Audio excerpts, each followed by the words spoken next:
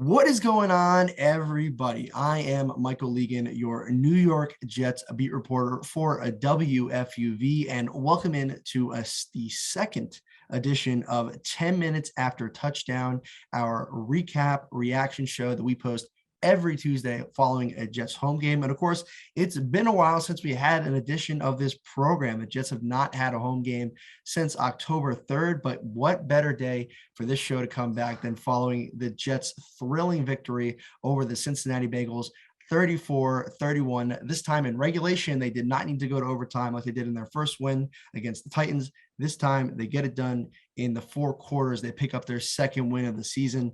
And look, this was a tremendous game on both sides of the ball for the Jets. Offense played well, defense played well. But of course, the story of this game was the standout, thrilling, over the top, let's call it stud performance by backup quarterback Mike White, who of course started in place of the injured Zach Wilson. Before we kind of break down some of the specific game action here, let's look at some of Mike's stats. Just a tremendous day, as I mentioned: 405 yards, 3 touchdowns, 2 interceptions, which I'll get into in a second, really were not on him. So you don't want to really consider those when you're evaluating this performance. I mean, you have to, they're on the stat sheet, but really not on him in this game. A quarterback of 107.9, and he caught a 2-point conversion. The Jets ran a Philly special at one point in this game. We'll get into that in a little bit.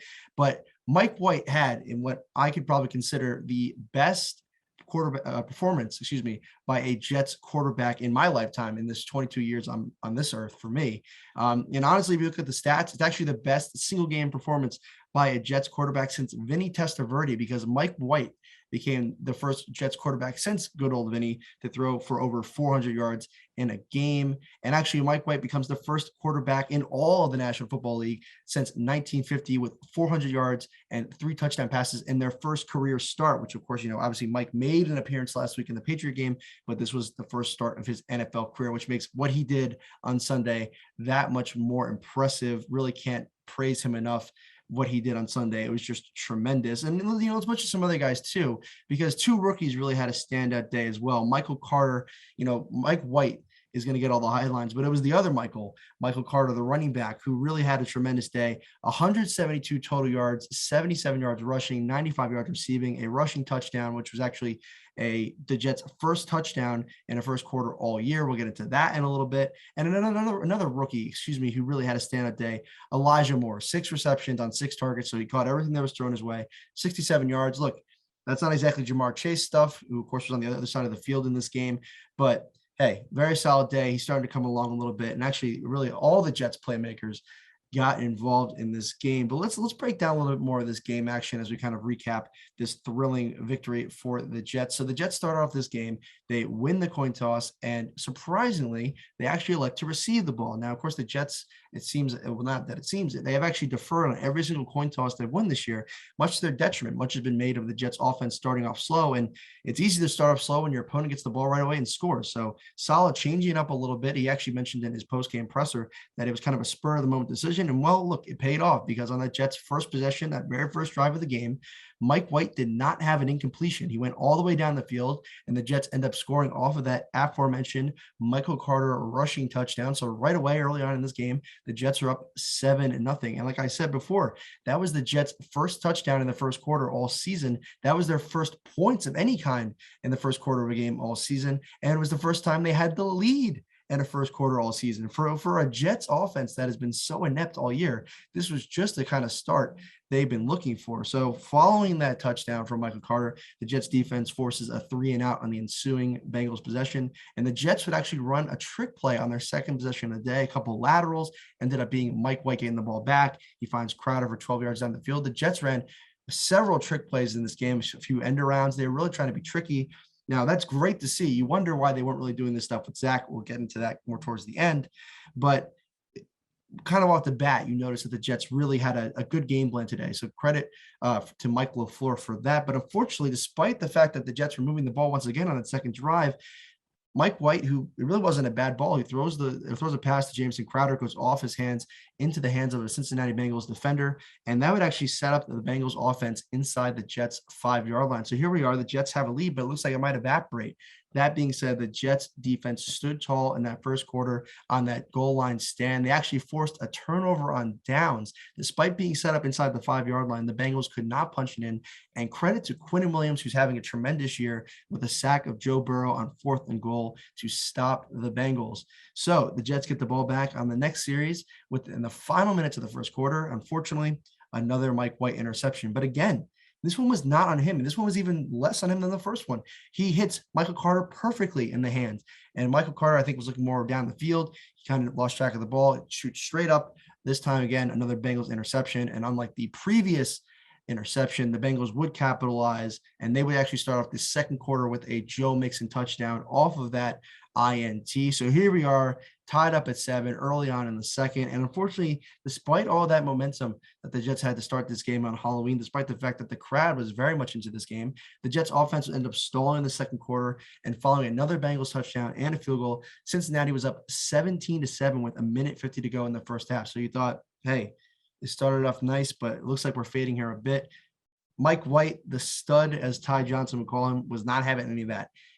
Mike White executed a perfect 2-minute drill towards the end of the first half, and he had what should have been a touchdown pass to Keelan Cole, who made a ridiculous Odell Beckham Jr. type catch. If you haven't seen it, I encourage you to finish the video and then go Twitter, YouTube, wherever, find this catch. It was amazing. Unfortunately, it was overturned. It should not have been. I did not think there was enough evidence to overturn it. That being said, it was. So Mike White says, no sweat. He ends up throwing a touchdown pass to Braxton Berrios, who makes a nice toe tap before he goes out of bounds. So here we are at halftime. It's 17-14, Bengals on top by 3. The score would actually stay that way until about 5 minutes to go in the third quarter, when the Jets would kick a field goal to tie things up at 17. So the Bengals would respond with a touchdown of their own. As a matter of fact, it wouldn't stay tied for long. Joe Burrow would find Joe Mixon with a touchdown pass. The Bengals would go up 24-17 with 3:11 to go in the third. And then we move over to the fourth quarter now. We had a game going here, a game which many people didn't think was going to happen. A lot of people thought this might be a blowout. But the Jets get an early field goal in the fourth quarter. They would make it 24-20. However, another Cincinnati touchdown, this time Joe Burrow, Tyler Boyd, and the Bengals are up 31-26 with 7:29 to go. And Jet fans probably feel a little bit nervous right now. But Mike White, look, he had a tremendous day. But this is where the legend was born. Towards the end of that fourth quarter, he leads the Jets down the field, marches them into the red zone, zips the ball to Ty Johnson, who runs it along the sideline. He's initially ruled out of bounds before reaching the pylon. That would get challenged by Robert Saleh. That would get overturned. It was a Jets touchdown. They would go for 2 points. They'd fail. So now it's 31-26. We're running out of time here in the fourth quarter, only a few minutes left. Can the Jets defense make a stand and get them the ball back? Well, first play of the ensuing Bengals possession, the Jets defense that has not had an interception all season, they get it done finally. And who gets it? It's not Bryce Hall. It's not Marcus May. It's Shaq Lawson, the defensive lineman. He bats a Joe Burrow pass at the line, catches the batted pass himself, intercepts it. The Jets are now set up in the red zone, and Mike White would not fail to capitalize. He would end up throwing a touchdown pass to Tyler Kroft, the tight end, and then the Jets would dial up a Philly special, Jamison Crowder throwing a pass to Mike White in the end zone. 2-point conversion is good.